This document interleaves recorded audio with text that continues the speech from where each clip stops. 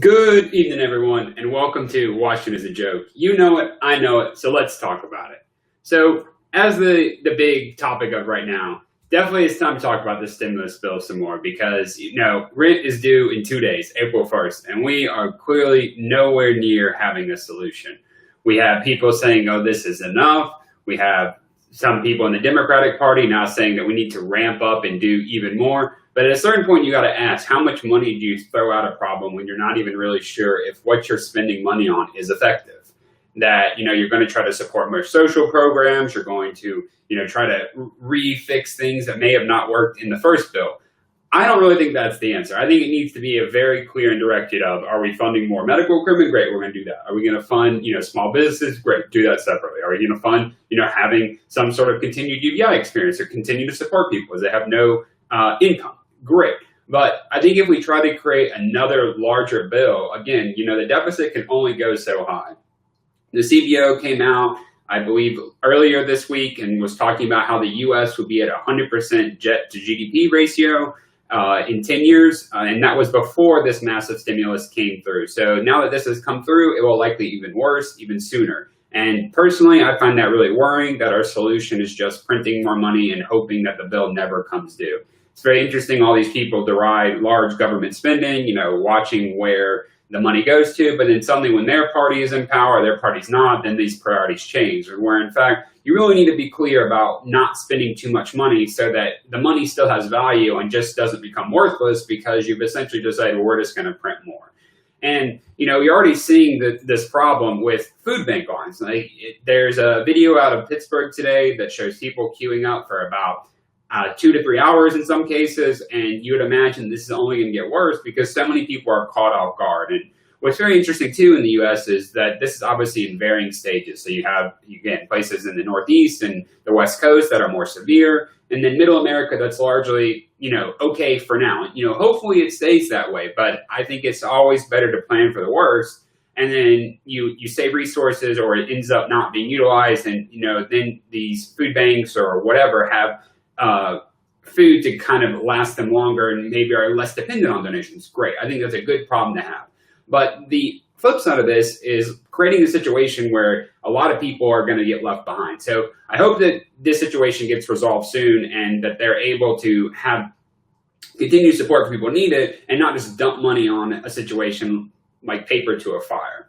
The other thing that I think was interesting today is that there is a new Abbott test coming out. So Abbott is supposedly really close to releasing a 5-minute test, and they're already getting support from that in other countries, and people are saying, please send it to us. Again, I think that is great. I think it's a great example of public-private partnership. It would be, ideal if these tests were no longer restricted. And again, as I've said previously, building more accurate county heat maps. These are somewhat getting created on a state level so far, but you're people who either have the means to get to a testing site or are displaying symptoms already. But considering the rash of asymptomatic people or people who have unfortunately dropped dead in a couple of days, I think it's still a good idea to test as many people as you can, because then at least you'll know this area is safe, this area is not, and you're able to more effectively allocate resources and not just this, well, this is where we've tested and these people seem okay. And, another side with that is there's still this continued, I think, conspiracy theory coming out of the White House that somehow all this personal protective equipment for medical workers in New York is, being sold on the side, or, why do they suddenly need a lot more? Well, the demand has gone astronomically greater than it was before. So naturally, they're going to need to use more supplies. I don't really think that should be controversial. And I'm not really sure why, someone in the business community told me it was odd. Well, if healthcare workers are complaining that they don't have enough equipment, then I'm more apt to believe healthcare workers than someone who, may have never told Trump what he's claiming, or that, maybe they're viewing this as a business opportunity or a way to get on his good side. Again, healthcare workers need to be protected. Healthcare workers need the proper equipment. So the more equipment that they can get to, the greater. And again, if we have extras, this illness will unfortunately probably, again, be elsewhere in the world. We can obviously distribute that, a great opportunity to kind of build up America's image. So I think, again, oversupply is the name of the game right now. Now, another thing kind of in the president's press comments today is having the My Pillow guy, which according to Twitter is apparently controversial. Now, whether you like the My Pillow guy or not, or whether or not you think, he's in Trump's pocket, to me, I don't think it matters. I think that whatever it takes to get North American, specifically American manufacturers involved is great. I don't care who you support. I don't care who you vote for. I don't care about your personal policy. If you have American-made manufacturing that you can supply frontline workers, then that's great. There is plenty of time after this crisis gets resolved to fight over, oh, this person's, not ideologically aligned with me, or I disagree with their values. That's fine. But in a life or death situation, if you have factory capacity, that's great. And I still think that this should be an example of what the Trump administration and the federal government overall should be doing, is finding more American manufacturers, rebuilding American manufacturing, and ensuring that supplies are created here, or manufactured here in the U.S., and are supplied here going forward, so we're not in the situation of, oh, we can't manufacture ourselves, we don't know where it's coming from. And sure, there is a long line of reasons why that is, from increasing shareholder value, or people are complaining, oh, American workers get made too much.